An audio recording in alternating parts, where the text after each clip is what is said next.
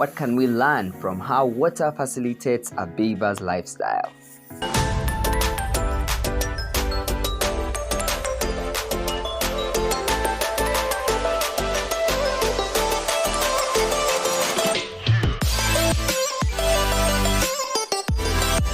We are back again in this series that draws personal development tips from the behavior of water. Today we explore 3 roles of water as a guard, a guide, and a gauntlet in the life of one of America's most iconic mammals, commonly referred to as an architect, the beaver. There's one particular one in the Chronicles of Narnia which I shall never forget, really. What happened here? This is what becomes of those who cross the witch. You take one more step, traitor, and I'll chew you to splinters. Relax. I'm one of the good guys. Yeah? Well, you look an awful lot like one of the bad ones. And That was one pissed beaver and he was threatening a fox. Damn. Anyway, let's get into it. Numero uno. Water is a beaver's guard, both for itself and its home. One of the most fascinating discoveries I ever made reading up on a beaver was that the entrance to its den or home is underwater. It doesn't get any more strategic than that. Honestly, what wolf, bear, or eagle is going to go take a deep swim to go hunt the beaver's fragile young safely hidden in its dam? So, do beavers' young have to live underwater from when they are born? No, the entrance is underwater, but the living space is above it. It's even warmer inside the den during the winter, about 32 degrees Fahrenheit or 0 degrees Celsius, which is pretty cold, but way warmer than it is outside. The personal development tip I get from there is to be a guard of those in your care, your friends, and even some strangers, those who confide in you, not only physically but also emotionally. Many in this world crave a safe space, usually found in people. Even if it is not returned, it is highly fulfilling.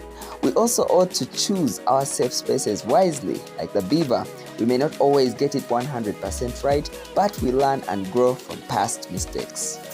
Number 2. No, not that number 2. But yes, water is a beaver's guide. It provides the means of transport on rivers, ponds, marshes, and streams.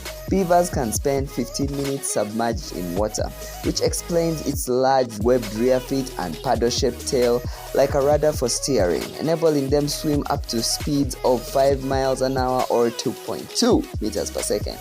It is a highway for the beaver around the forest as it seeks the fine wood to build on its dam and food to eat. Let's be guides to different people in our capacities and also seek guidance. We shall get to see some of the things we were blind to and also celebrate when the guidance we offer saves somebody time, money, or pain. Rolling into number 3 is one that I have hinted on since the beginning.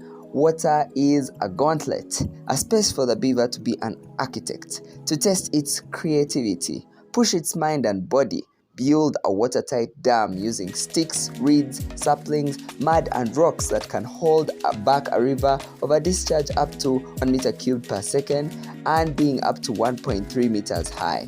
Having gnawed through some trees in the forest with its 25 millimeter long orange iron-rich enamel in scissor teeth. Okay, that's a lot of facts for you, but nah. And dragging them to the river, lining up the foundation, surrounding the outer shell and the inner warm part of its den. It's a feat of construction. Some dens are called lodges since they have insulated walls, have a dome shape, and a hole at the top for ventilation, and a floor covered with wood shavings to absorb moisture, making also a cozy place to sleep. If I were in the old book called The School Bus, I think I would want to tour inside the Beaver's Lodge, and it would probably be an experience of a lifetime.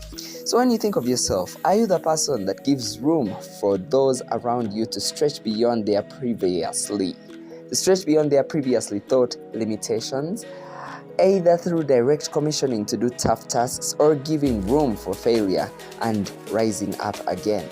Water does this superbly for the beaver, flowing constantly, sometimes being hit by storms or freezing, and each time the beaver gets its construction just that much better.